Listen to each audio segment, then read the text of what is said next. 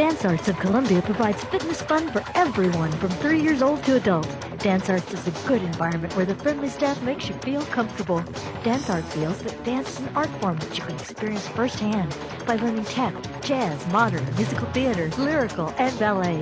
Dance Arts urges you to enjoy a sense of accomplishment while getting fit and having fun.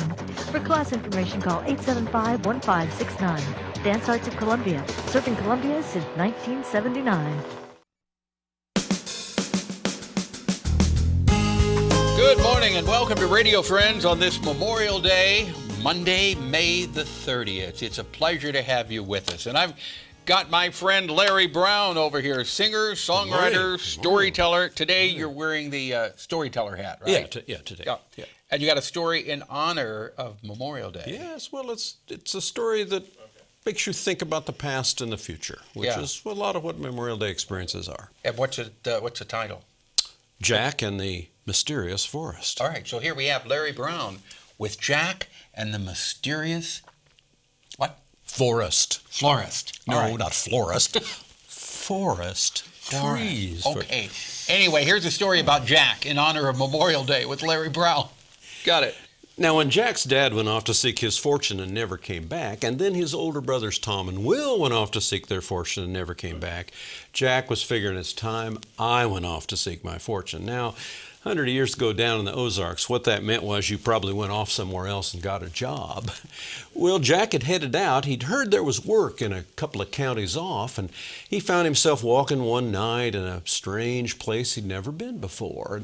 And well, pretty near lost, even for someone who grew up in the Ozarks. He couldn't tell exactly what those trees were and what was going on. And top it off, it began to rain and the wind began to howl. And Jack would figured he'd just find himself a cave to crawl in, but he spotted a little light in a cabin. And as he approached that cabin, at first he was cautious because sometimes strangers down the Ozarks don't necessarily find a welcome place, but he needed out of the storm. And when he knocked on the door, a voice said, "Come in, son." Jack pushed open the door, and as his eyes became accustomed to the dark, he noticed a fireplace there with a nice fire, and off to the right was an old man sitting in a rocking chair with a long beard. And then he noticed a big black cat on the other side of the fireplace, bigger than a normal cat, big as a mountain lion. And then off to the left was a ram, a sheep. A ram was standing there.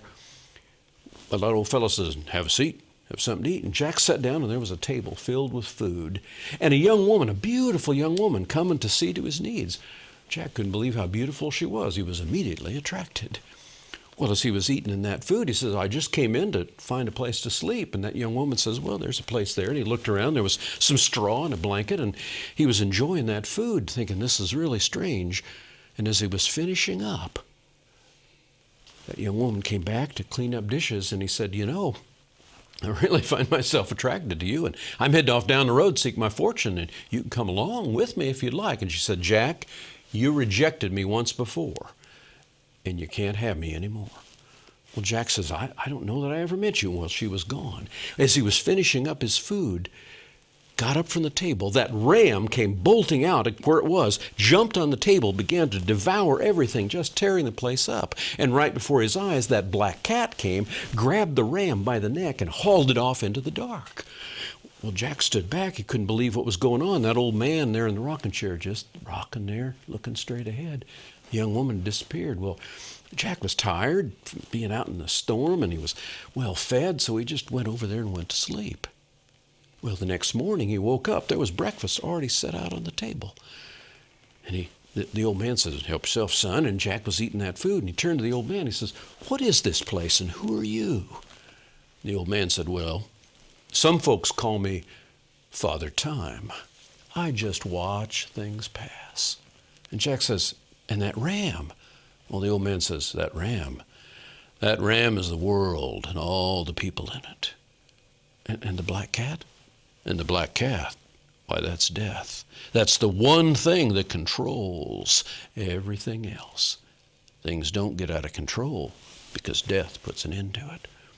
And Jack says, "And the young woman?" He said, "The young woman, she's your past, your youth, which is gone. You've rejected it, not going to get it back. All you have is your future until death." Well, when Jack heard that old man speak those words of wisdom, he was ready to leave. And as he headed out the door, the old man said, "Just remember, past is gone. You got your future for a while." I like that story. Now, is this a Missouri folklore? This is an Ozark Jack tale, comes out of Appalachia. Well, I was just in Ireland, and I heard a storyteller do probably closer to the original version of this story, which had the character Finn McCool. Also told stories of him in Scotland and in England. He was a classic hero of hundreds and hundreds of years ago. And as we know, many of the Jack tales come all the way from Celtic culture down into the Ozarks. But this one in particular, telling about the wisdom of past and future. I had not heard it before. No, it's a bit unusual with the symbolism. But as in honor of Memorial Day, it sort of put me in the mind of saying, so how is it that we appreciate the past? How it is that we don't take the future for granted? Right. That our memories and our possibilities are all kind of combined.